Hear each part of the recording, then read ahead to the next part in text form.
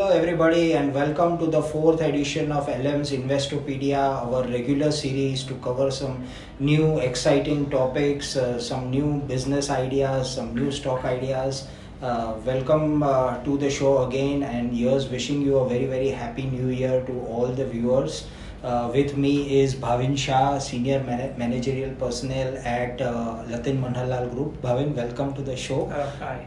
And today's topic is the making of and the identification of concept stocks, whether stocks can qualify as a concept stock of the future. And the stock idea which we will be covering today is the recently listed landmark cars. Just to take the things into a retrospect, I think in markets we have certain sectors which are the flavors of the market, which are listed and which tend to be very well tracked by the investor fraternity. Right. Case in point is the auto sector. In the auto sector, we generally know companies like which are into commercial vehicle, passenger vehicles, tractors, farm implements, and auto ancillary. In the auto ancillary, we have tires, or we have automotive batteries, automotive spare parts, etc. So investors generally tend to understand all these companies very well. They are very well tracked, they are very well researched. Apart from this, investors tend to track companies like the sectors like the banking space, capital goods, infrastructure, FMCG, IT. These are all very common names, and they are all commonplace as far as investors are concerned. But very rarely do we see, very rarely do we get to see the concept stocks, what we call as the idea of concept stocks, and that I think will be explained by Bhavin a little later. Today we are trying to understand a company called Landmark Cars. Now this is basically into the dealership. It's a dealership, car dealership. Till now, as we have said, there is recently no peers of this particular company. In any industry, we have to understand what is the trade channel, because the trade channel plays a very critical and important role in ensuring that the goods reach the final consumers. So it's basically, if we take the case of FMCG, we generally hear names like when the company manufactures the goods, they from the company, the goods goes to the super stockist, or what we call as a wholesaler. From there it goes to the stockist, from there it goes to the retailer, and from there it reaches the final consumer. Same is the case probably with the likes of pharmaceutical industries also. In automotive industry, I think it is like more like the goods go from the factory outlet to the dealerships, and the dealerships basically they play a very critical role in attracting the consumers, in giving customer service, selling the goods also, and to that extent I think they play a very vital role in the entire sales process as far as the car sales are concerned. This is not only the case with car sales, it also applies to commercial vehicles, heavy commercial vehicles, light commercial vehicles, two-wheelers, tractors, etc. Apart from this, the dealers also facilitate various processes like selling of insurance, or selling of spare parts, etc. Just about a brief about this company, this Landmark Cars. Bhavin will brief us more on this company and what are the plus points of this company and what are the negatives of this company, whether this company can qualify as a future concept stock. So Bhavin, please welcome to the show once again, and kindly throw light on this company. Sure. Thank you, Nirav. Hello, everybody. We are back with the new interesting aspect into the investments and some stock. So first of all, we're wishing you a very happy new year and a very happy, healthy and very prosperous 23 for all of us.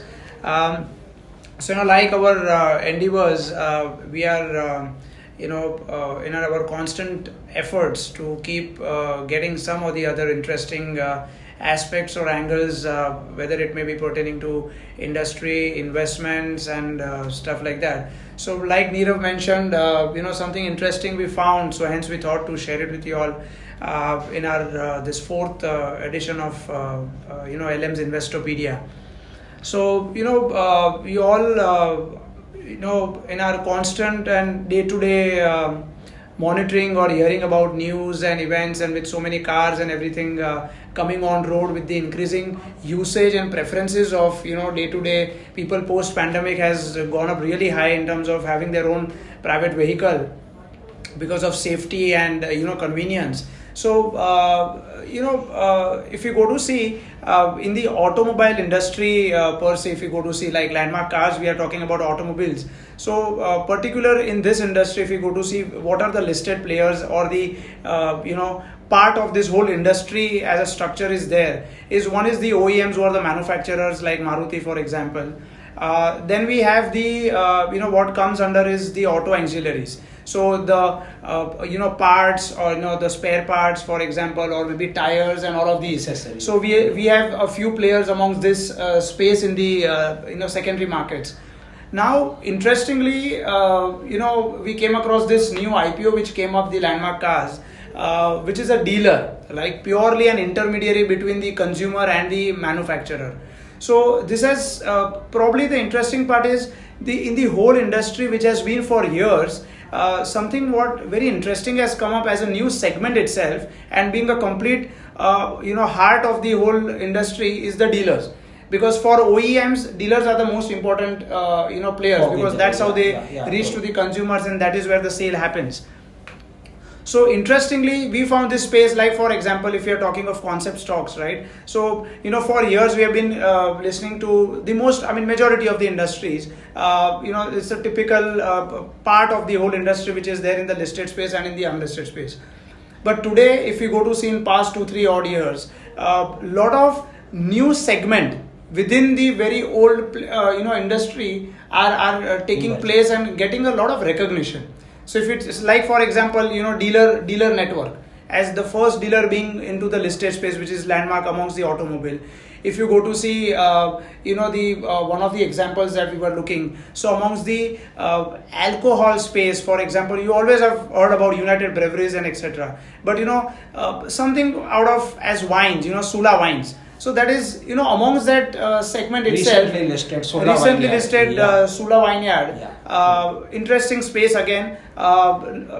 Despite that they are into the alcohol space, but still Sula wines, the word itself says wines, itself is created its own niche, and kind of no other peers are there in the listed space. And it is fully integrated because there is a farming angle to it. Correct. In case of Sula Vineyard, there is a farming angle to it. Correct. There is a FMCG angle to it. Right. There is also a hospitality angle to it. So there are many angles. Correct. Which are associated with the business activity. Correct. Of this. So we go to see from farming to the consumer, yes. The finished product. Yes. Is a complete range of things. Yes. So similarly, a lot of other stocks as a concept stock, if we go to see, have got listed, like if you talk about something on the PSU space, like a MSTC. Purely an auctioning and bidding platform. No other peers in the listed space, and it's got its own pros and cons and niche.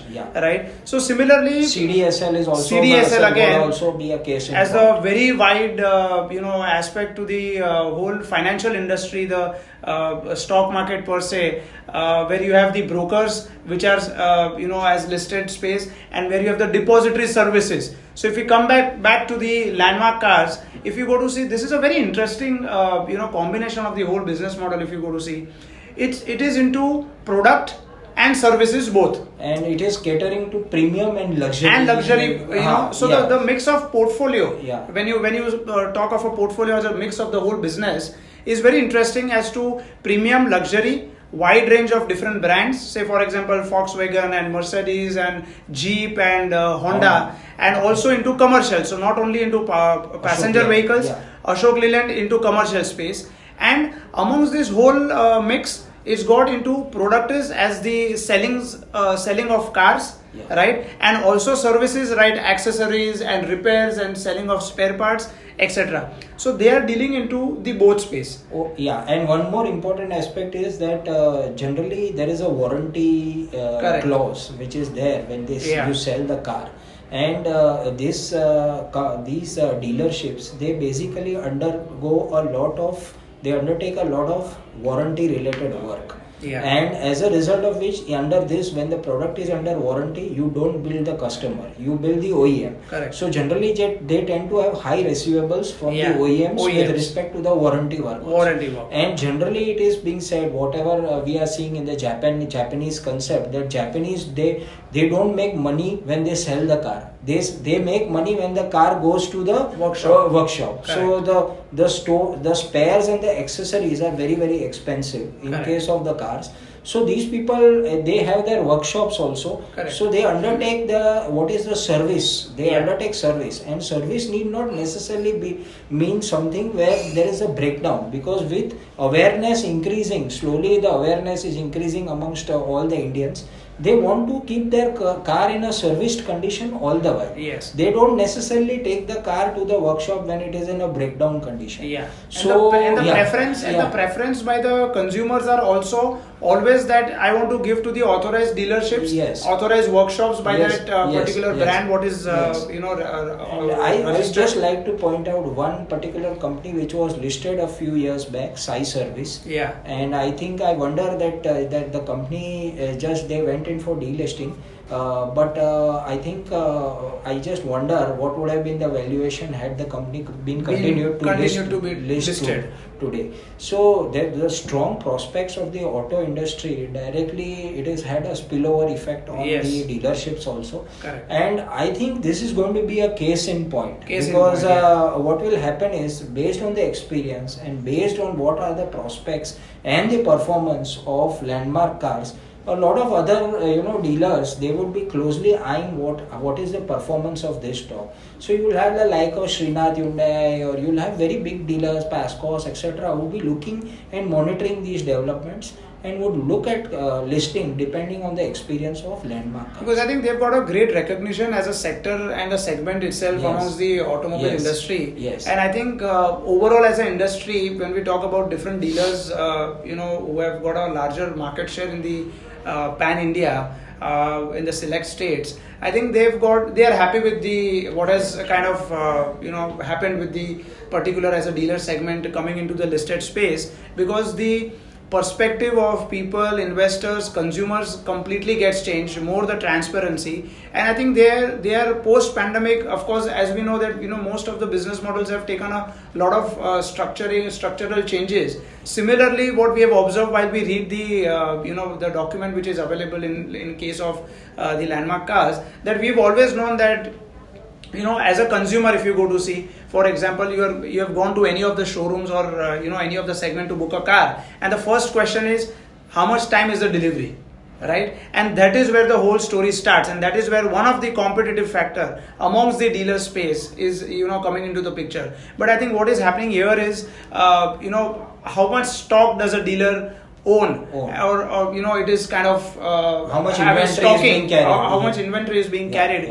It all depends on that. So if one dealer is carrying say 20 cars in stock, is one dealer is carrying say no stock, of course the one which is having a stock with himself is going to give the delivery faster to the consumer. That is, I think, one of the reasons why the business model has also changed. Correct. They have dealership agreement with all the other companies. Yes. But they have converted their agreement with Mercedes-Benz into an agency agreement. Yes. So they do not need to carry any inventory. They do not need to buy any cars from Mercedes-Benz, but Mercedes-Benz will do the booking on behalf of Mercedes-Benz, and the car will be delivered straight by Mercedes-Benz. So they don't have to carry any inventory carrying cost. Only cars available with them will be for the demo and display. Yes. Basically. Yes. So I think this is where that one change or the shift in the whole old structure and model which has been being practiced amongst the segment as a dealers. Yes. I think it's changing, and probably I don't know. I mean,